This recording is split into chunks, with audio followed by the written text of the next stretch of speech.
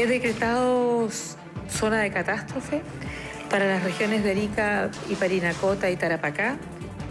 Viajaré a las zonas afectadas con un grupo de ministros para mirar cómo podemos apoyar a las regiones que están siendo más afectadas. 6 pies de altura. Se sintió a cientos de millas de distancia hasta Perú y Bolivia y cobró al menos 6 vidas. En el caso del número de declaraciones, hemos superado casi por 700.000 declaraciones más comparados con el año 2013. Estamos hablando cercano a las 3 millones de declaraciones. Como subdiputada seguiré luchando a su lado en todas las calles de Venezuela, llevando la voz de las mujeres, de los jóvenes, de los trabajadores, de los campesinos, de los maestros, de los médicos, de las enfermeras, de los peluqueros, de los mototaxis que me llevan por toda Venezuela todos los días. Una reforma fiscal. La estamos trabajando, una reforma fiscal para que podamos recoger de los que más ganan y atesoran grandes riquezas, le paguen a la patria y el Estado para que se sostengan los que necesitan.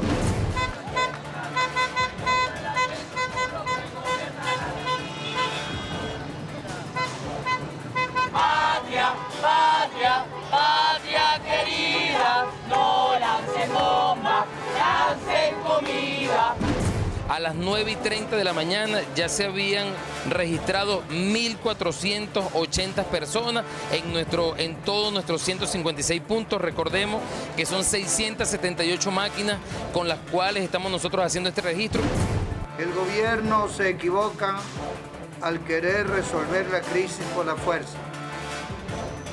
La represión no es el camino.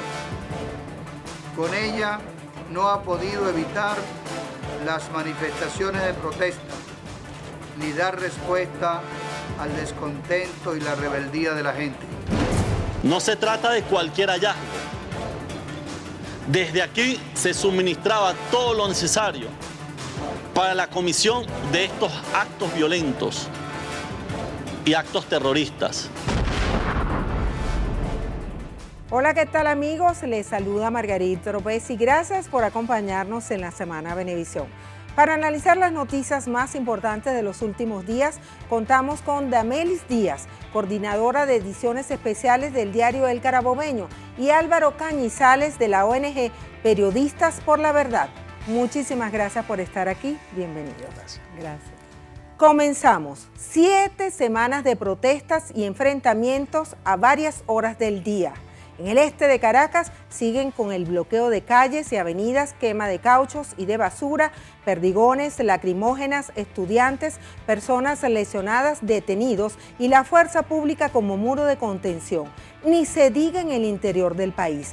En Nueva Esparta, un estudiante fue herido de gravedad por tiro en la cabeza. Zulia, Mérida y Lara se prenden. Así están las cosas.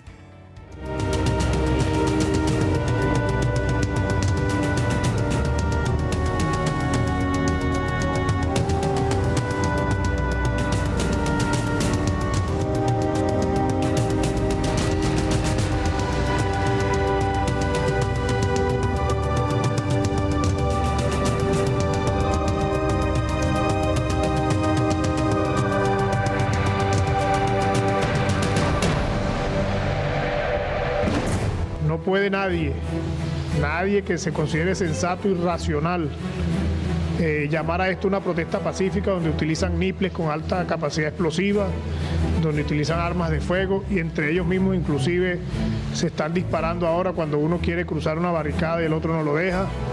No pueden llamar protesta pacífica a quien no permite que los niños vayan al colegio, los trabajadores a su trabajo. En nuestra opinión, digamos, o los derechos humanos se ponen al frente de la agenda política en Venezuela, o Venezuela corre el riesgo de entrar en una espiral de violencia que llevará incluso a un mayor número de abusos y violaciones a los derechos humanos. Yo tomé la decisión de crear un Consejo de Derechos Humanos con carácter de Estado que va a dirigir toda nuestra política para defender, velar los derechos humanos. Y que en términos coyunturales va a asumir una investigación también abierta desde la óptica de los derechos humanos, sobre todos los sucesos desde el mes de febrero hasta nuestros días. Vamos a la UCB. La marcha de estudiantes convocada hasta PDVSA nunca salió de las inmediaciones del recinto universitario. Efectivos de la Guardia Nacional y Policía Nacional lo impidieron. Fue una batalla campal. No nos corresponde a nosotros las autoridades determinar quiénes son los responsables. Le corresponde a usted, Ejecutivo Nacional, a través de las distintas instancias determinar quiénes son los responsables. Nosotros no nos pronunciamos por absolutamente ningún sector. Lo que es inaceptable es que eso ocurra en el país y ocurra en la Universidad Venezolana. La represión de la Guardia Nacional, la represión de la Policía Nacional y por ende el ingreso a la universidad de grupos encapuchados y armados. Todo el que aparezca responsable de un hecho punible será sancionado, no importa cómo se llame o qué represente. Y Leopoldo López seguirá tras las rejas. La Fiscalía lo acusó este viernes de 4 delitos. Se acusó al ciudadano Leopoldo López Mendoza, economista, por los delitos de instigación pública, daños a la propiedad en grado de determinador, incendio en grado de determinador y asociación para delinquir. En cuanto a la audiencia preliminar, ya él fue acusado en la mañana de hoy, pero eso ya corresponde al Tribunal de Control fijar la oportunidad en que se va a realizar la audiencia. Tendremos que esperar que nos indica el tribunal a quien corresponda conocer, porque ahorita es un proceso de distribución para ver a quién le corresponde. Ya van 51 días de protestas en todo el país. El saldo, 39 personas fallecidas, 608 personas lesionadas, 2.285 personas aprehendidas, de ellas 192 privadas de libertad. Damelis, Álvaro, ¿cómo han visto el panorama, lo que ocurrió en esta semana? ¿Cómo lo pueden calificar? Vamos a empezar con Damelis, primero las damas. Claro que sí. Álvaro. Bueno, se mantiene el clima de agitación en las calles y con una evidencia cada vez creciente, queda más expuesto la represión con la cual se están enfrentando esas manifestaciones, lo cual es muy preocupante cuando uno ve a los cuerpos de seguridad del Estado lanzando bombas lacrimógenas a residencias cuando ni siquiera en las guerras abiertas pues se respetan los espacios de la ciudadanía, de las urbanizaciones y bueno, la muerte por disparo a la cabeza que se han producido también, lo cual, como decía en el resumen que presentabas el representante de los derechos humanos de España, que esto lo que hace es acentuar el clima de violencia, la represión, más represión. Álvaro. Yo diría que bajan los niveles de violencia en el país en esta semana. Ha habido importantes indicios que señalan que estas protestas no son de estudiantes, sino que hay allí elementos hasta del narcotráfico. De hecho, en Táchira, uno de los guarimberos era un ciudadano buscado, está en la Interpol, el gobierno español lo había solicitado.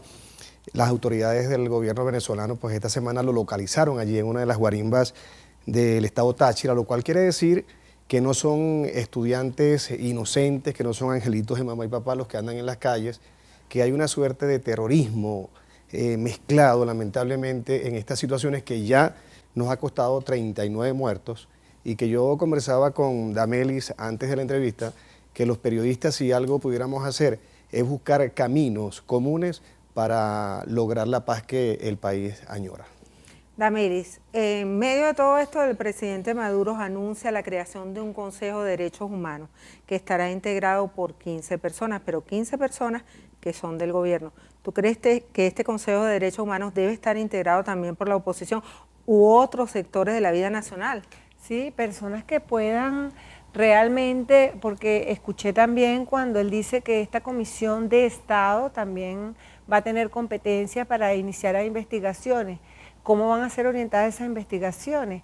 Cuando habla también, y se los comentaba Álvaro, que tuvimos una conversación bien nutritiva antes de entrar al programa, en el sentido de que él decía que la mitad del país que es pacífica tiene que levantarse para frenar a la otra parte violenta. Entonces me preguntaba y le preguntaba qué significa eso de levantarse, porque siguen siendo términos bélicos, siguen siendo términos que no se corresponden con una verdadera voluntad de buscar la paz o la mediación, porque cuando uno habla de paz tiene que tener la capacidad de escuchar al otro, sin juicios y con la mente abierta para encontrar esos caminos, porque estoy convencidísima cada vez más que las necesidades o los problemas nos repercuten. La escasez es igualito para la zona del norte que para la zona del sur, para Caracas, y bueno, en Caracas yo siempre he dicho que para que no se manifieste o se exacerben los ánimos en donde está el poder político,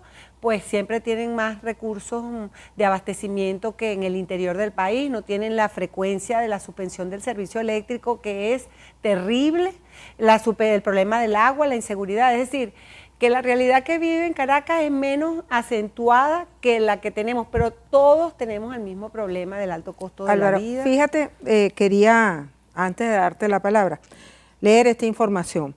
Estudiantes recabaron las fotos y videos de la emboscada violenta de este jueves. Irán a la Fiscalía a presentar todas las fotos y todos los videos como pruebas de esta investigación. ¿Cómo calificas lo que pasó en la OCB? Cuando vimos muchachos que fueron desnudados. Sí. Claro. Totalmente condenable lo que sucedió en la Universidad Central de Venezuela.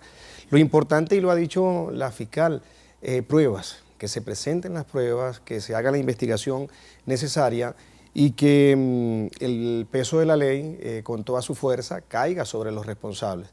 Yo he venido como periodista durante los últimos 3 meses, los últimos 90 días, asistiendo a una convocatoria de llamado a la paz. Yo creo que el llamado a la paz a comienzos del año, en el mes de enero, la formuló el presidente Nicolás Maduro. Yo creo que los periodistas, como cronistas creíbles de lo que viene aconteciendo en el país, seríamos mezquinos si no lo reconocemos. Tuve la oportunidad de recorrer buena parte del país con las conferencias de la paz y con los diálogos que se entablaron con alcaldes y gobernadores. Creo que agentes externos e internos en el país vieron que esta mesa, donde el ministro Rodríguez Torres, el mismo presidente Maduro se dio la mano con el gobernador de Miranda, legítimamente electo, como legítimamente electo ha sido el presidente Maduro, creo que eso generó inquietud en algunos sectores que no están de acuerdo con la paz. Creo que esos sectores tumbaron las patas de esta mesa tan importante. Y yo creo que hemos transitado un camino, como tú decías, Margarita, 51 días, que debemos todos tener como una historia que no debe volver a ocurrir en este país, como una pesadilla. Pero yo creo que debemos de ahora en adelante apostar porque superemos estos episodios aciagos que hemos vivido los venezolanos. De la paz y del diálogo vamos a hablar más adelante. Por ahora vamos a la pausa. Nos pueden escribir y ofrecer sus opiniones @lasemanabebé. Al regreso, ni la nariz pudo asomar.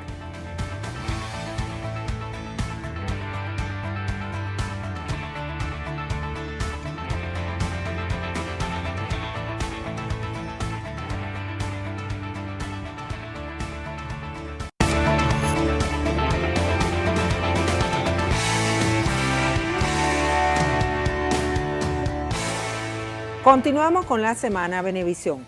El lunes, el Tribunal Supremo de Justicia declaró procedente la destitución de María Corina Machado como diputada a la Asamblea Nacional. El martes, la dirigente opositora no pudo llegar al Palacio Legislativo.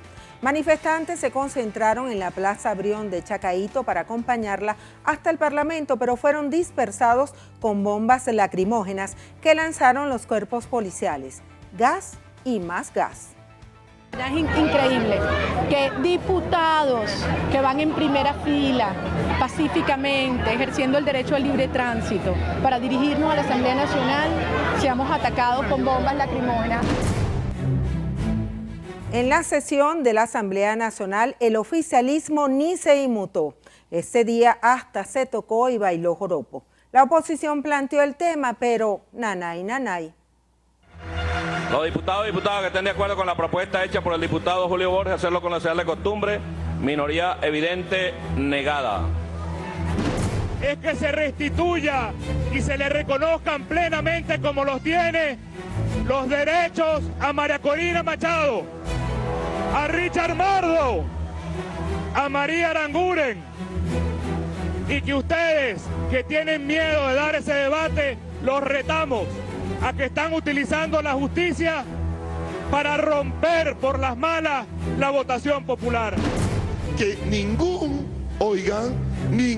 diputado o diputada puede ejercer un cargo público sin perder la investidura. A decir del camarada presidente Diosdado Cabello, murió como Chacumbele. La culpa no es de la estaca si el sapo salta y se ensarta. Vamos a darle seriedad al debate. Mire, estos compañeros que están ahí han entregado su vida por el folclore. Para venir a escuchar aquí de una diputada que violó la Constitución, por favor. Pido con Dios porque mi Dios es primero y mi madrecita linda que con esfuerzo y esmero levantó 7 muchachos sin caer en desespero. En su dictamen, el Tribunal Supremo de Justicia consideró que María Corina Machado perdió su investidura al aceptar un cargo extranjero. Dameli, perdió su investidura a María Corina, ahora uno no sabe, ¿es diputada, no es diputada? Bueno, realmente no deja de sorprender que el domingo en un programa de televisión, y fue el titular más importante del Correo del Orinoco el lunes, pues ya, y lo reflejaron todos los medios de comunicación social, incluyendo los oficiales, ya la presidenta del máximo tribunal había dicho que la acción de María Corina Machado tenía consecuencias. Y en las consultas de los especialistas, no solamente había ya pronunciado lo que sería la sentencia en la tarde, lo cual dice mucho de lo que es la independencia de poderes, sino que se pronunció de hecho sin ni siquiera lo que corresponde en un caso como ese, según los especialistas, que es abrirle un juicio para allanarle la inmunidad parlamentaria. Y hablan de un puesto. Y entonces yo decía, bueno, un puesto cuando uno le pagan, cuando uno acepta ser funcionario de un gobierno extranjero. Pero ella lo que hizo fue utilizar una tribuna donde están los estados de la organización americana para exponer un problema desde su punto de vista que tiene que ver con la violación de los derechos humanos. Entonces se está castigando una misión que le corresponde a todo parlamentario, que es tener la voz del pueblo que lo eligió ante un organismo internacional. Entonces sí preocupa lo que es en cómo se están utilizando los poderes públicos. Puede ser que a una gran mayoría no le preocupe mucho lo que es la institucionalidad, como los poderes públicos, utilizar la justicia para arrebatarlo, una elección, un cargo popular donde ella tiene el voto, la voz de los que lo eligieron a ella. Sino que porque uno está preocupadísimo en ver dónde consigue, dónde va a llegar la leche para hacer cola, y entonces esos elementos que definen qué tipo, si realmente tenemos en este momento un sistema democrático, pues se diluye en la necesidad de la cola de 3 horas y media más o menos, cuando uno se entera que llegó la leche, que llegó el pollo, que llegó el azúcar. Y entonces la voz de un parlamentario por la decisión del máximo tribunal se anuncia el domingo anterior en un programa de televisión. Entonces, wow. Y todo parece indicar que María Corina Machado va a continuar yendo al exterior, porque esta semana estuvo en Brasil y allí denunció la situación venezolana. Álvaro, el caso de María Corina Machado. Sí, está en su derecho de andar por todo el mundo, además tiene muchísimos recursos como hacerlo, ¿no? Yo creo que el caso de María Corina Machado es patético. Fue bochornoso ver a una venezolana en una tribuna internacional hablando mal de su país. Yo creo que el caso de ella, yo creo que tenemos que investigarlo, eso va a ser como una suerte de referencia para referirnos al papel de un diputado que equivocó su misión. Yo creo que un diputado no tiene por qué utilizar tribunas fuera del país en nombre de otro país para pedir intervenciones internacionales contra su país. Y yo creo que, como decía Damelis, ella fue electa, y yo repito, igual que fue electo Nicolás Maduro. Entonces, si el respeto de la voluntad popular cala para María Corina Machado, igual debe hacerlo para el presidente de la República. Yo creo que ella tiene un problema grave de identidad, la exparlamentaria María Machado. Yo creo que es importante que se revise, que sus seguidores tengan en cuenta de qué manera se ha equivocado. en una oportunidad quiso suplantar el Consejo Nacional Electoral, cosa que le quedó muy mal, salió muy mal parada en ese momento en Súmate. En este momento y prácticamente quiere suplantar al canciller de la República. Y yo creo que había otros caminos, yo creo que había otra manera de exponer lo que ella siente, porque ella es libre de exponer lo que ella siente, sus diferencias, estar en contra de lo que es esta posibilidad de construir el socialismo, que es lo que estamos haciendo algunos venezolanos. Creo que traicionó también la voluntad de muchos de sus electores. Hubo gente que votó por ella y que está esperando una misión parlamentaria. Creo que hoy en día es exparlamentaria. Pero fíjate, Álvaro, y disculpa para los dos, Dameli, el secretario general de la OEA, José Miguel Insulza, declaró que la destitución de Machado no es lo mejor para el diálogo en Venezuela. Cortico, porque nos tenemos que ir a la pausa. Sí, es que el compañero aquí dice que, colega periodista, que habían otros caminos, cuando vemos que en el Parlamento ni siquiera se discutió por respeto a la minoría de parlamentarios de la oposición el caso de María Corina y se sale con un baile del joropo. Nuestro baile nacional. Sí, pero en el Parlamento, dado la gravedad de una decisión que tiene que... cultural, en el Parlamento para negar la discusión de un tema importante. Yo diría que más bien el Parlamento le queda pequeño al joropo como manifestación cultural de los venezolanos. Para tapar precisamente la discusión el despojamiento. De hecho, es como que el presidente del Congreso dio una orden y lo blindó la Asamblea. Entonces, ¿tú sabes qué pensé?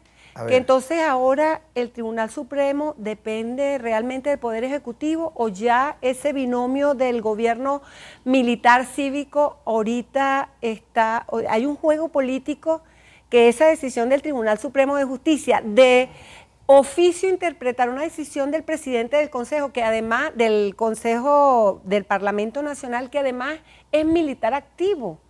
Y si es militar activo, es constitucional siendo militar activo presidente del Parlamento Nacional, que donde se debaten las ideas. Yo no sé por qué extraña, Damelis, que la parlamentaria, la exparlamentaria, una vez que utiliza tribunas distintas a la tribuna nacional, pudiera pensarse o hubiese duda de lo que iba a pasar con su destino político, por lo menos en lo que respecta a la curul que ocupaba en la Asamblea Nacional. Una vez que ella sale, que yo creo que eso no es inocente, yo creo que eso estaba premeditado, yo creo que ahora viene otra escalada de violencia tomando esto como una excusa. Bueno, si el país es como un cuartel y la Asamblea Nacional es otro cuartel, pues manda el comandante del cuartel, en este caso y entonces los parlamentarios son soldados que deben obedecer la instrucción vertical.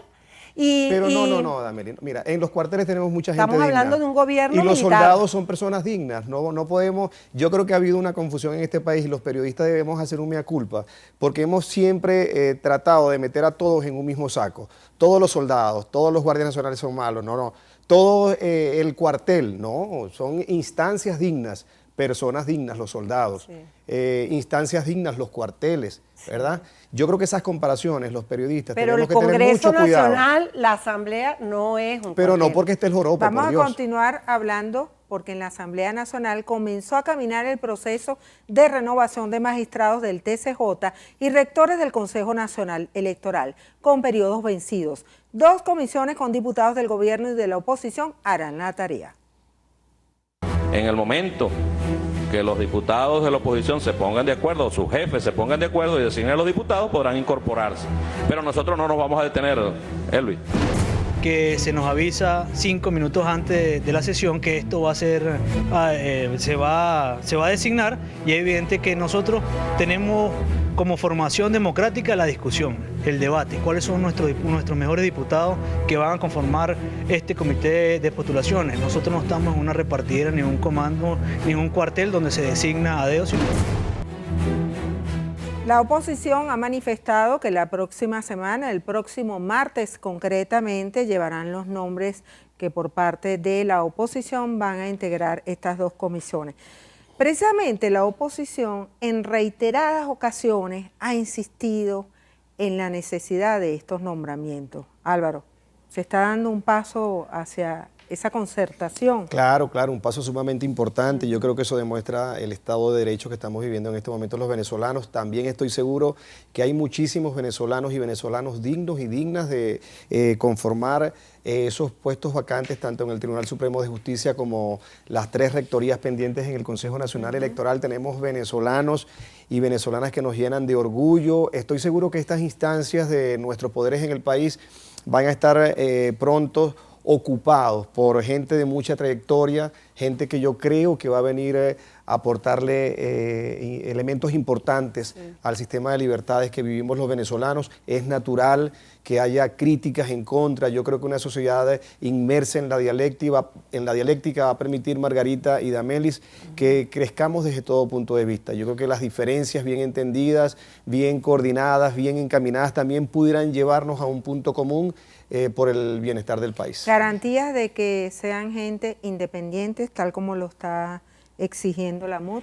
Yo quiero hacer mías las palabras de compañero de Álvaro, porque sí deberíamos ya apostar para que haya entendimiento de acuerdo desde puntos de vista diferentes y que ojalá realmente no sean políticas partidistas militantes que impidan o que siga reflejándose cómo se están utilizando en estos momentos, las autoridades utilizan los poderes públicos.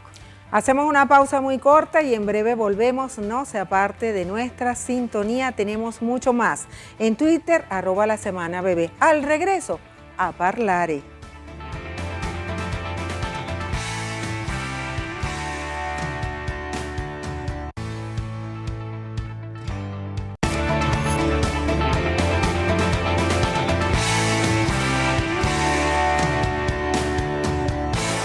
Seguimos en la Semana Venevisión.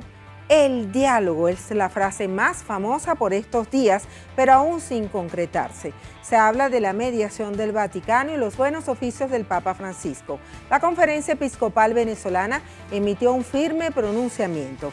Los obispos dicen que la fuerza no es la vía para resolver la crisis. Rechazan la represión, la tortura y la persecución judicial. Consideramos oportuna y de gran valor la participación de la Santa Sede en el diálogo entre el gobierno y la oposición. El pueblo venezolano apreciará en su grado dicha participación y sabrá reconocer el valioso aporte de la Iglesia. Es indudable que actualmente el juego está trancado y hace falta que haya un verdadero diálogo entre las diversas partes que están en conflicto. Sería muy positivo y que tanto el gobierno como la oposición formalicen la solicitud a la Santa Sede para que ayude a llevar adelante este necesario diálogo entre las partes que están actualmente en conflicto en Venezuela. Vamos a echarle pichón, a dialogar. Usted, el gobierno, traiga al Monseñor Parolín, representante del Papa, y yo le aseguro que nos estaremos sentando para establecer una agenda de diálogo que permita el restablecimiento completo de la Constitución Nacional. Que nos sentemos, como venezolanos que somos, en una mesa, a explorar soluciones, a decirnos nuestras verdades, a criticarnos, pero también a concertar. Cada día toma más fuerza la tesis de que el Vaticano y concretamente el Papa Francisco sean mediadores en la situación que atraviesa Venezuela. Damelis, ¿cómo ves de qué manera se puede concretarse esta mediación de la Iglesia? Y también quisiera un pronunciamiento sobre el comunicado, el documento emitido por los obispos. O sea, yo creo que ojalá que realmente haya una voluntad por parte del Ejecutivo Nacional a abrir los caminos de un diálogo sincero con personas de la estatura del Papa o sus representantes que permitan ser intermediadores, que puedan permitir ese canal de comunicación de ambos sectores y puedan expresarse sin etiquetas todos los problemas que hay, porque no se puede negar que hay represión, no se puede negar todos los atropellos que se han cometido. Y entonces tiene que haber una verdadera voluntad de revisarse y de exponer de bando a bando. Así es. Álvaro, ¿qué hace falta para que se sienten diversos sectores del país, especialmente los que están como entrampados, como por decir? Margarita, yo pienso que hace falta más sinceridad. Yo la verdad que lamento que la Conferencia Episcopal Venezolana, en la voz de Monseñor Diego Padrón, a quien respeto mucho, yo soy católico, y del cardenal Urosa, no haya salido una condena para las guarimbas, para esta situación violenta que tanto ha afectado al país. A mí me gustaría que mis pastores católicos me dijeran, cónchale, yo rechazo esto categóricamente, pero vemos una posición parcializada. A mí me parece muy bien que el Papa Francisco, una persona sumamente querida en el ámbito internacional, y su representante en Venezuela pudieran cumplir un papel bastante importante. El presidente Nicolás Maduro se ha referido al Papa Francisco en varias oportunidades. Yo pienso que la conferencia ha perdido un momento estelar, porque yo pienso que la Conferencia Episcopal Venezolana ha podido ser el árbitro que necesitamos en estos momentos. Creo que los periodistas también hemos perdido un momento estelar, Margarita y Damelis. Pero ¿piensas que realmente el hecho de que la Conferencia Episcopal, en la voz de Monseñor Padrón, dijera que hay represión, es una manera de impedir el inicio del diálogo de paz? No se trata de impedir, sino no lo veo como una instancia mediadora, porque tú sabes que para ser mediador uno tiene que ser una especie de árbitro, ¿verdad? En un partido, en un encuentro, un mediador. Crear espacios de neutralidad. Sí, pero yo creo que si los obispos, nuestros pastores, han condenado también la violencia esa que le ha costado la vida a un motorizado que le atravesaron una guaya en la vía, si han protestado el hecho de que un narcotraficante español esté la vida en las guarimbas del Táchira, que le dispararon, donde hay pruebas de fotografía de funcionarios del SEBIN, que condenen todo y no hay eso. un pronunciamiento de la Fiscalía que vaya, de hecho, que uno sepa Damelis, que están procesando esas pruebas Mira, públicas como y periodista, notorias. Damelis, yo creo que deberías estar un poquito más informado en el caso de lo del SEBIN, porque se dice que en las próximas horas, hoy se dijo que la Fiscal General de la República en las próximas horas va a tener anuncios importantes que tienen que ver justamente con la presunta actuación de los funcionarios del SEBIN. Ahora, yo lo que digo es una cosa, si los pastores condenan la represión, caramba, que también condenen a los guarimberos, pues, porque ahora conversábamos fuera de las cámaras que ya la violencia nos está tocando las puertas de las casas y en cualquier momento pudiera entrar. Entonces, ellos están llamados a esa condena. Yo sí creo que el Papa Francisco pudiera cumplir un papel bastante importante como mediador, porque en estos momentos está tocando temas fundamentales en el mundo entero y es una voz bastante, yo diría, elocuente, una voz que seguramente va a significar mucho en este camino a la paz que debemos transitar los venezolanos. Les pregunto, ¿para ustedes está cerca el diálogo? Cuando vemos que en esta semana, a través de las protestas, lo que pasó en la Universidad Central de Venezuela, ¿esto de qué manera impide que los muchachos, los estudiantes, vayan a Miraflores y se sienten con el presidente Maduro? ¿Tú crees que esto puede interferir en el diálogo que se está buscando? Mira, yo creo que hay matices, hay situaciones que son lamentables, difíciles, condenables de todo punto de vista,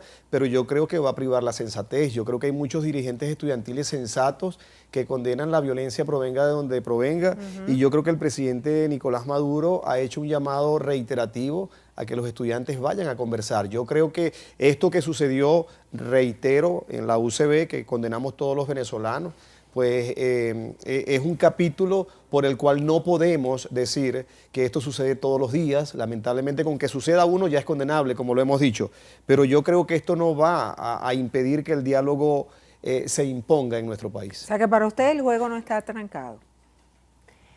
Para mí no. En estos momentos. No, es una situación bien difícil. Yo preferiría tener más fe y convicción de que no está trancado el juego y que todavía hay resquicios donde la sensatez pueda colarse para generar un espacio neutral donde puedan sentarse las partes del conflicto a negociar. Sin condiciones, porque el presidente Maduro ha manifestado que no acepta condiciones y la Mesa de la Unidad y los estudiantes están poniendo sus condiciones. Claro, lo que pasa es que hay unas condiciones un poco cantinfléricas, porque te dicen, bueno, yo voy, pero si hacen una cadena para que todo el mundo me vea, yo voy, pero si el mediador es fulanito, perencejo. No, es decir, no ese tipo de condiciones creo que el Ejecutivo ha referido. Pero yo sí creo que debe ser bien transparente. Yo Eso creo sí, que sin una duda alguna. discusión Sin duda alguna. donde hay personas de representantes de cada sector. Por supuesto, si no, no sería un diálogo. Indispensable, Si no, claro, sería un y de monólogo. frente al país, Por y de supuesto. frente al país Sí. para que la propia población pueda mirar, pueda mirarse si Claro. se siente representado inclusive en esa persona seleccionada. Por supuesto, lo que pasa es porque, que no podemos seguirle dando wow, largas a los hay shows muchos mediáticos. juegos metiéndose en este Te compro lo de la asunto. transparencia, Damelis. Lo que yo me refiero es el show mediático que no se puede, más bien implosiona las mesas de diálogo en lugar de fortalecerlas.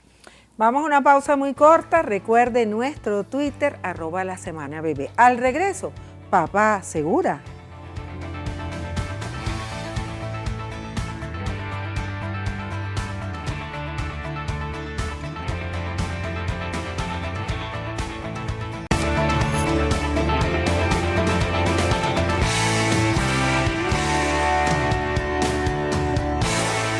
El registro biométrico para conseguir la tarjeta de alimentación arrancó.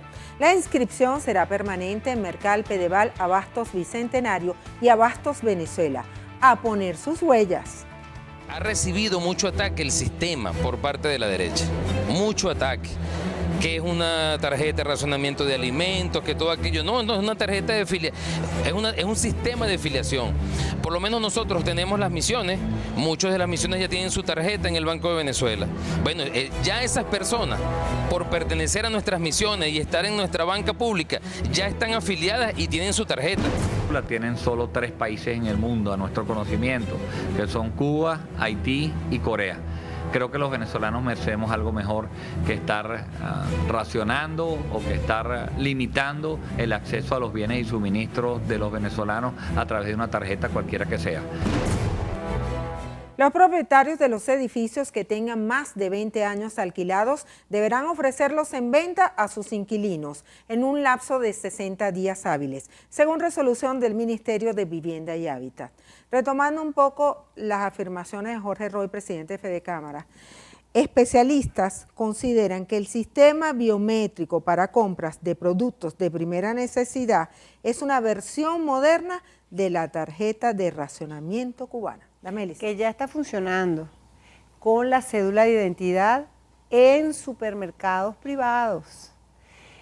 Por ejemplo, antier, compañeros que tuvieron que hacer la cola en un supermercado detrás del periódico, no solamente cuando llegaron después de estar 2 horas, 45 minutos en la cola, en su horario de almuerzo y robándose tiempo, digamos, disponiendo del tiempo del trabajo, llegaron y tenían solamente les dieron un paquete de leche porque ya cuando ellos llegaron se había acabado. Entonces la muchacha le dice, primero tienen que dar la cédula de identidad, no solamente en eso, sino en otro que está en Mañongo, que tiene una sucursal, y no voy a decir el nombre, también en Prevo, y le dijeron, y esto a lo es mejor Valencia, para los que no para saben. Valencia, es verdad, en Valencia. Entonces le dijeron que probablemente iban a traer leche en la tarde, iban a volver a sacar leche, o al día siguiente, pero que ellos no podían repetir la compra porque ya habían comprado. Pero ahí no dice que solamente le dieron la mitad del producto que está disponiendo o que se estaba vendiendo en ese momento. Entonces,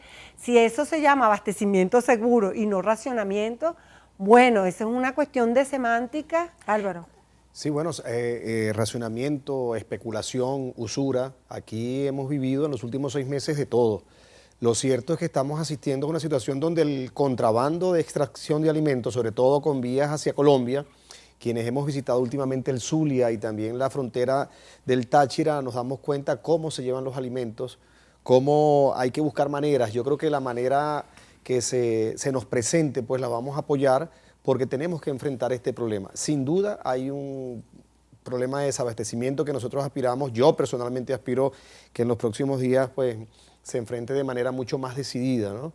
Porque la verdad que es una calamidad nacional. Ahora bien, hay un problema, hay una realidad que tiene que ver con el contrabando de extracción y son dramáticas las cifras que maneja el Zulia, las cifras que maneja el gobierno del Táchira. Pero eso se va a eliminar tenemos que buscar, cuando el ministro, como escuchamos, perdona que te interrumpa, que me corresponde 2 pollos a la semana y que tengo que esperar la semana siguiente 2 pollos, me preguntaba pero yo, no es para responsabilidad una de un familia ministro. ¿de cuánto? Y cuánto, dependiendo del tamaño del pollo, cuántas presas, o sea, el gobierno va a determinar qué cantidad voy a servir de pollo en mi mesa y el número de veces. Esa ha sido la guerra psicológica que se ha emprendido, porque recuerda que estamos en una guerra de cuarta generación. Ahí podemos tener el registro. Él dijo, las personas no necesitan comer más de 2 pollos a la semana. No, estamos enfrentando una situación difícil. Recuerda que el año pasado nosotros vimos cómo se caían las economías de Grecia, las economías de España incluso, de varias economías europeas y sin embargo... Bueno, no dijimos nada, pero en estos momentos hay una guerra psicológica en torno a esta situación y entonces se quiere asociar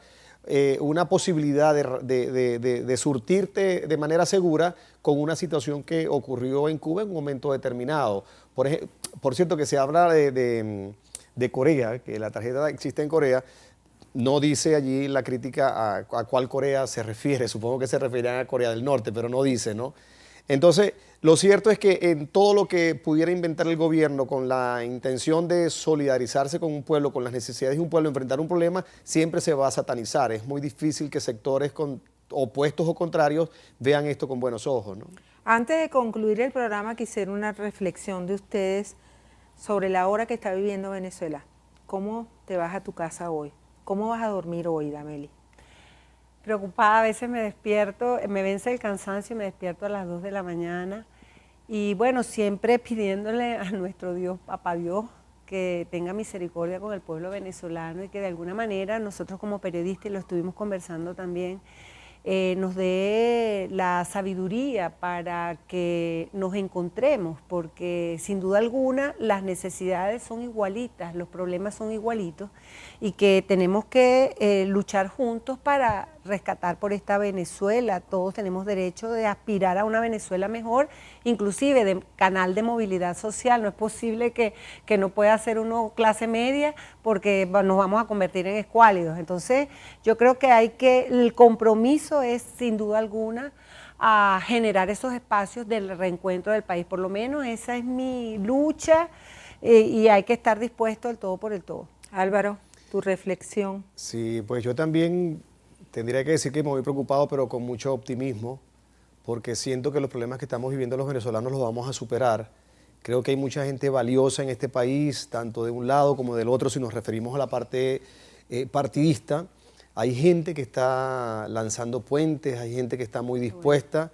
Creo que nuestros deportistas, nuestros músicos, nuestros cultores han demostrado que hay muchas posibilidades de encontrarnos y que podemos tener diferencias, pero dentro de las diferencias podemos encontrarnos y podemos construir verdaderos caminos de paz.